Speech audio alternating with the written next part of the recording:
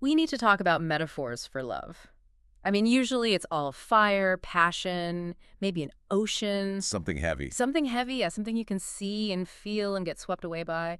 But today, we're unpacking a concept that just flips all of that on its head. It does. The argument here is that the ideal form of love isn't fire, it's wind.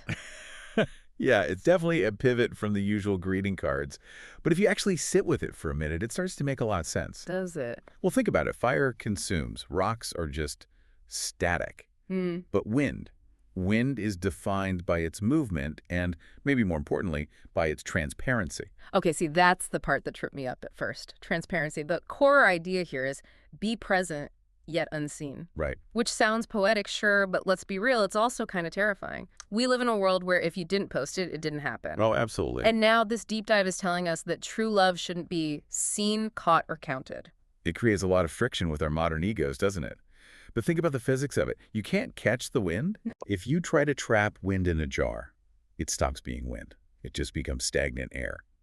The source argues that love works the same way. It's supposed to be this dynamic force, providing comfort, freshness. But the moment you try to catch it, The moment you try to quantify it or show it off, you kill the very thing that made it special. so it's all about the impact, not the recognition. But I have to play devil's advocate here. Please. It is really hard to give without wanting a thank you. You know, if I spend 3 hours cooking a meal for someone and they just eat it and walk away, I'm not feeling very wind-like. No, you're feeling annoyed. Of course, that's human. Right. But that's also the trap. We tend to treat our relationships like accountants.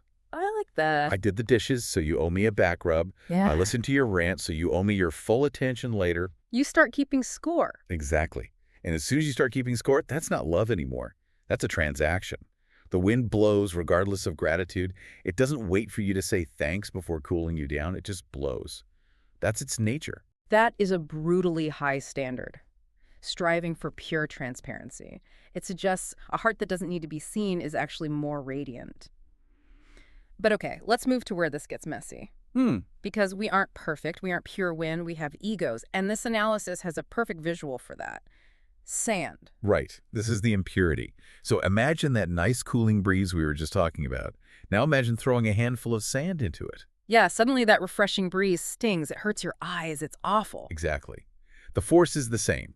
You might still be loving someone, doing things for them, but when you mix in the sand of self-assertion or the need to be right, it becomes abrasive. A harsh, sandy spring wind. That's the phrase. Yeah. You might think you're helping, but your ego is in the mix, so the other person just feels grit. I feel like I've been on the receiving end of that. You know, someone giving you advice for your own good, but you can tell they're just showing off how smart they are. Precisely. That's the sand. And if you don't check that ego, if you let the selfishness take over completely, You don't just get a sandy breeze. you get a tornado. The ultimate destruction. It is. And this is a critical distinction the analysis makes. Intensity does not equal validity. You can feel an emotion with incredible intensity, Like you can love someone with everything you have. with everything. Yeah. But if you come at them like a tornado, you aren't nurturing them. You're uprooting trees. You're creating turmoil. It's like trying to water a flower with a fire hose.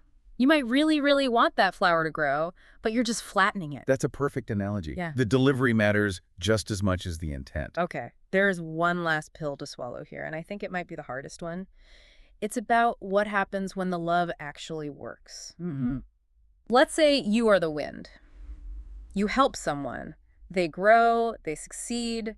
The text says don't claim credit. This is the final boss battle for the ego.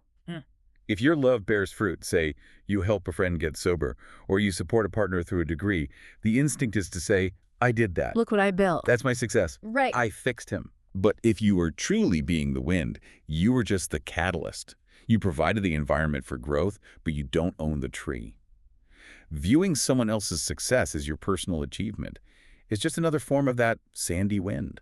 It just puts the focus right back on you. It forces you to check your motives constantly. All the time. Am I doing this to be helpful, or am I doing this to be the hero of the story? It requires an immense amount of humility to be okay with being invisible, to be essential but totally unnoticed. So here is the question I'm left with, and it's one I want you to chew on today. We live in an era of pics or it didn't happen.